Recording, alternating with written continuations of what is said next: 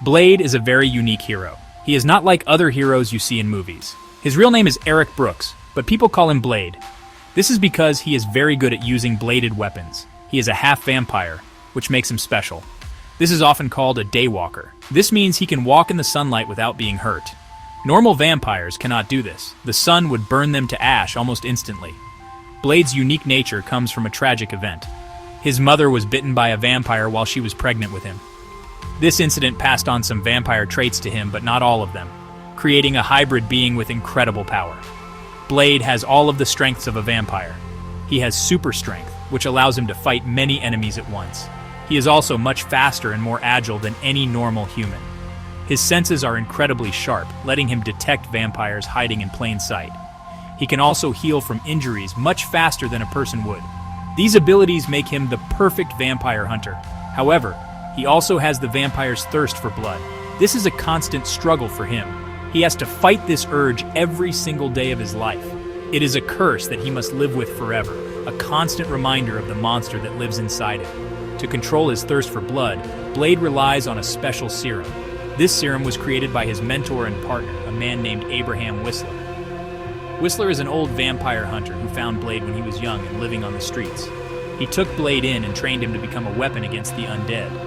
The serum keeps Blade's vampire side in check, allowing him to function and continue his mission. Without it, he would eventually give in to the thirst and become a full-fledged monster. This dependence on the serum is a major part of his character, showing his vulnerability despite his immense power and skill. Blade's mission is simple, but very dangerous. He has dedicated his entire life to protecting humanity from the vampires that prey on them. He sees himself as a soldier in a secret war. He hunts vampires relentlessly, using his knowledge and abilities to exterminate them wherever he can find them.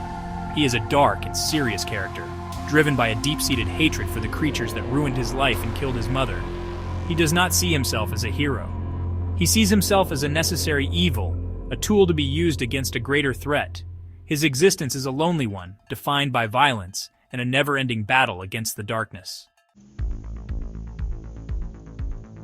The world of Blade is a world that looks just like our own on the surface. People go to work, they go to school, and they live their daily lives. However, hidden beneath this normal reality is a secret society of vampires. These vampires have existed for centuries. They are ancient, powerful, and very well organized. They have infiltrated every level of human society. They control businesses, they have influence in politics, and they manipulate the police. They see humans as nothing more than food, a resource to be farmed and controlled. This secret world is a dark and dangerous place, full of ancient traditions and deadly politics. The vampires in this world are not like the romantic figures from old stories. They are modern predators. They run secret nightclubs where they lure unsuspecting humans to their deaths. They have powerful organizations called houses, each led by a pure-blood vampire. These pure-bloods are vampires who were born as vampires, not turned. They hold the power and look down on those who were once human. They follow strict rules and traditions, maintaining a fragile peace among themselves. They believe they are the superior species and that the world rightfully belongs to them, with humans existing only to serve their needs. They are arrogant and very dangerous.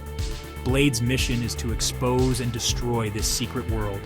He operates in the shadows, a lone figure fighting against an entire civilization of monsters. He knows their secrets, their weaknesses, and their hiding places. He is a constant threat to their existence, a ghost story that they tell each other to scare their young. The vampires fear him because he is one of them, yet he fights for the humans. He is an anomaly they cannot understand or control. His crusade is a relentless assault on their power structure, chipping away at their influence one vampire at a time, hoping to one day bring their entire dark society crashing down. Helping Blade in his mission is Dr. Karen Jensen. She is a hematologist, a doctor who studies blood. She gets pulled into this secret war when she is bitten by a vampire during an attack at a hospital. Blade saves her life and takes her back to his hideout. There she learns the truth about vampires and Blade's crusade. Using her scientific knowledge, she works to find a cure for vampirism and also tries to improve the serum that Blade uses to control his thirst. She represents the human element in the story, a normal person thrown into an extraordinary and terrifying world, providing a crucial perspective for the audience. The main villain of the story is Deacon Frost. He's a different kind of vampire. He was not born a vampire. He was turned. This makes him an outcast among the pureblood vampire elders who rule the vampire nation. They look down on him because of his human origins. Frost is ambitious, arrogant, and tired of the old traditions. He does not respect the elders or their cautious ways of hiding from humanity. He believes that vampires are the next step in evolution, and that they should rule the world openly, not from the shadows. His modern and rebellious attitude puts him in direct conflict with the established vampire leadership. Frost has a very dangerous plan. He has been researching ancient vampire prophecies. He discovers a ritual that can be used to summon a powerful vampire god known as La Magra. This blood god is an ancient being of immense power. If summoned, it would grant its host incredible abilities, making them a god among vampires. Frost's plan is to become the host for La Magra. He believes this power will allow him to overthrow the pure-blood elders and lead the vampire race to world domination. He wants to create a world where humans are nothing more than cattle, harvested for their blood. To complete the ritual, Frost needs several things.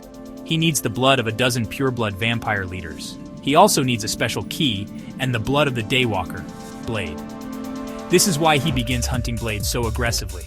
He sees Blade not just as a threat, but as the final piece of his puzzle, the key to unlocking ultimate power. Frost's plan is a threat to both humans and vampires. He is willing to sacrifice anyone, including his own kind, to achieve his goal. His ambition knows no bounds, and his methods are ruthless and cruel, making him a formidable and terrifying antagonist for Blade to face. The conflict between Blade and Frost is very personal. Frost is the vampire who bit Blade's mother, making him responsible for Blade's entire life of suffering. This makes the fight more than just a mission for Blade. It is a quest for revenge. Frost, on the other hand, sees Blade as a kindred spirit, another hybrid who should be on his side. He tries to convince Blade to join him, to embrace his vampire nature, and rule alongside him. This creates a fascinating dynamic between the hero and the villain. They are two sides of the same coin, both half human and half vampire, but they chose very different paths. The climax of the movie is a huge battle between Blade and Frost's forces. Blade, with the help of Karen Jensen, tracks Frost to the Temple of Eternal Night, an ancient site where the ritual to summon La Magra is to take place. He has to fight his way through dozens of Frost's followers. The action sequences are intense and stylish. Blade uses his sword, his martial arts skills, and a variety of special weapons designed to kill vampires. These weapons include silver stakes, garlic bombs, and a gun that shoots silver-filled bullets. The fights are fast-paced and showcase Blade's incredible skill and power as he cuts a path toward his final destination. During the final battle, Whistler, Blade's mentor, is captured and tortured by Frost. This is a huge blow to Blade. Whistler has been like a father to him. Before he can turn into a vampire, Whistler asks Blade to give him his gun so he can end his own life. This is a very emotional moment in the movie. It fuels Blade's rage and makes his final fight with Frost even more personal. He is not just fighting to save the world anymore. He is fighting to avenge the man who raised him. This loss strengthens his resolve to stop Frost at all costs, pushing him to his absolute limits. Blade finally confronts Frost as he is completing the ritual. Frost succeeds in summoning La Magra and transforms into the Blood God. He becomes incredibly powerful, able to heal from any wound instantly. Blade's sword and bullets have no effect on him. It seems like Blade is about to be defeated. However, Karen Jensen has developed a new weapon, a special chemical that causes vampire blood to explode. Blade injects Frost with several of these special syringes. The chemical overload is too much for Frost's body to handle, and he explodes in a massive shower of blood and light. Blade has won, and the world is safe once again. The victory makes Blade a classic action film, but it stands out for several reasons. It was one of the first successful movies based on a Marvel comic book character, paving the way for the superhero movies we see today. The film's style, with its dark Gothic atmosphere mixed with modern action and hip-hop culture, was very new and fresh at the time. Blade himself was a new kind of hero, a dark, conflicted anti-hero who was not perfect. He was a person of color leading a major action franchise, which was groundbreaking.